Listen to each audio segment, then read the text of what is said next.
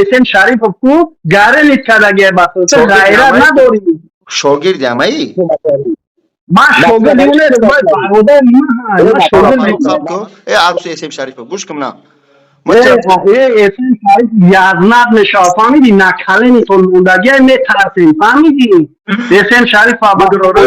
گپ درست آینه باید صورت وانه آخی شاگرد تو نه ما میدونم حقارت کردی بخش پرسیدی من شیطان مودی منتر شانتاج کردی امرم عروس شریف برای عقلی چی کارگر دولت نیستی برای چی مرده خرک موندان نمیگیری روان میکنی برای چی چرا کی گذر دادگی هموطن من رویش میکنم من چیزا چی گرم هموطن تو برای چی تو هموطن این دیم نه این همی گفته شاید که به قدر امکان خدمت ملت بنابو قربون علی جان برادر جان دودر جان بنابو امنیتی که در تاجیکستان است تنجی و آرامی که در تاجیکستان است من خود فهمیدم دروغ ای امنیتی توریستان دروغ ای والله قسم دروغ ای جنگ نیست ایده خوبش نیست دیگه جنگ خودیش میکنه ما خطیت هر روز گم میزنم بیو بابا جان بیا گوش کن ما تو گفتی که دلیل بیار من دلیل تا آوردم آیا در تاجیکستان در شیاکو صدیق هسته یا نیست در تاجیکستان چه کرای در شیاکو صدیق هسته یا نیست تو دینه تو چی تو بیرونه خود دیگی تو به عقلی برای چی در تاجیکستان در شیاکو صدیق نیست با خدا قسم کو نام خود چه اختشناس کرد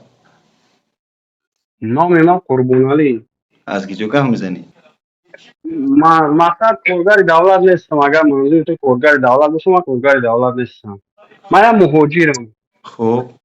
مهاجر بیو هم پیشمون بیو حجامای من ترا اپیتسال نامه سنشونو بتیم من مهاجر روسیه نیست من مهاجر دیگه کشورهای مهاجر فقط روسیه تمام والا جوابت که آینامه گروه 24 کارگری گروه 24 تو من اعضای گروه 24 انیق بله ای سال 2017 ما بلوگرم مخصوص правила دارم نگاه کن مرا ما در پالیتیکای تاجیکستان دیگه خیلی ما خوش نیستم و خوش نمیشم تا میره میفهمی میتونی درک کنی اخر روز سیاه که میگوی پمتا правила دارم که بلوگران رسانه نمیرسم من کی بات رسیدم کی با سمیت رسیدم با اولادیت رسیدم یه روز سیاه قدی ویدیو دروغ دالش تموم شد ای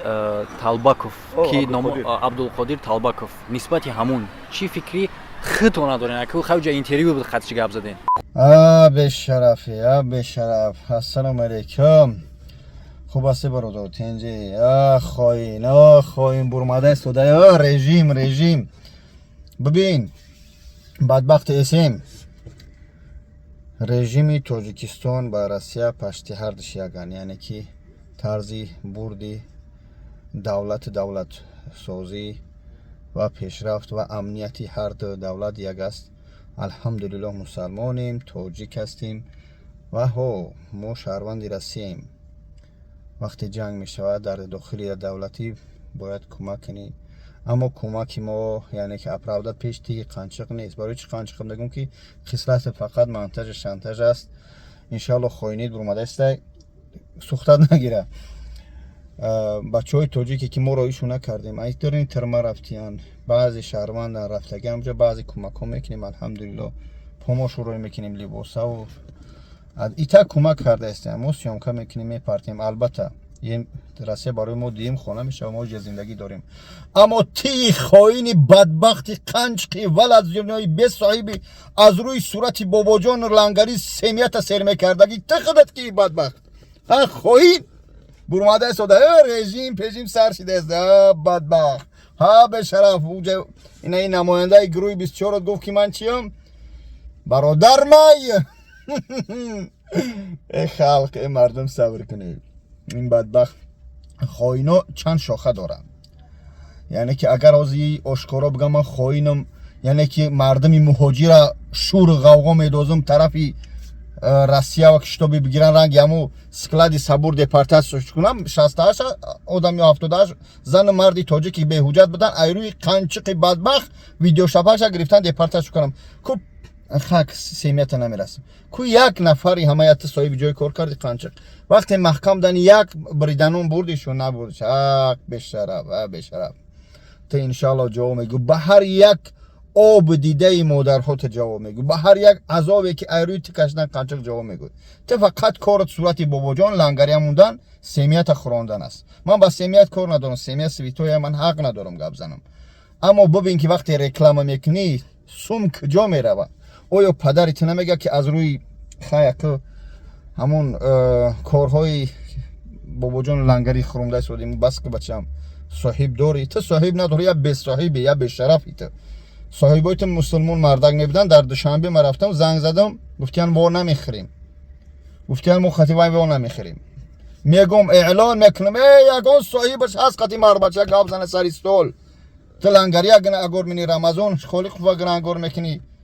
اما به شرف تو خود نمیدونی که بازی چای دستی خوینا شدی و رفتی به شرف به غیرت بگیم خاک مسلمان هستی ای مسلمانید من که دل قلب تو آگاه نیستم اما ایمان کامل نبودن خصلت منافقی همش در تو دیده میشه و اون خودیر هر یک گپ جواب میگوی تو به شرف و به غیرت میگو که یگان بلاگری که من نرسم من نمیرسم شو یه روز سیاه چخیل نمیرسی شو من ترا چی رسیده بودم ای به شرفی به غیرت باید سیمیت بخورونی باید ایت رکلام بخورم من با رکلامات کار ندارم اما نونی حلال بخورون ها به غیرت دیدی چی میگن خوینا انشالله نویر خوب تا میبرونم صبر که حالی شپیدم بگی کو ببین کو بابا جان کیا می قپا زینا میکنه لنگری کیا میکنه ما کو زینا کور نیستیم بدبختی به شرف فقط آدم بمون شانتاژ منتاج که به شرفه به غیرت مرد هستی بیا یک به یک در افیر من ترا دعوت میکنم به افیر بیا افیر من یک به یک صحبت کنیم اگر غیرت مردی داری اگر که نداری فیرات که میرم برای که یادت باری من وقتی که سیمیه دشنام کردی زن و فرزند ندا چیکار کردی در پرما افیر دشنام کردی گفتم من ترا میبخشم بیام فیدنه بمرن نه باید سیمیت بخور رانی کنه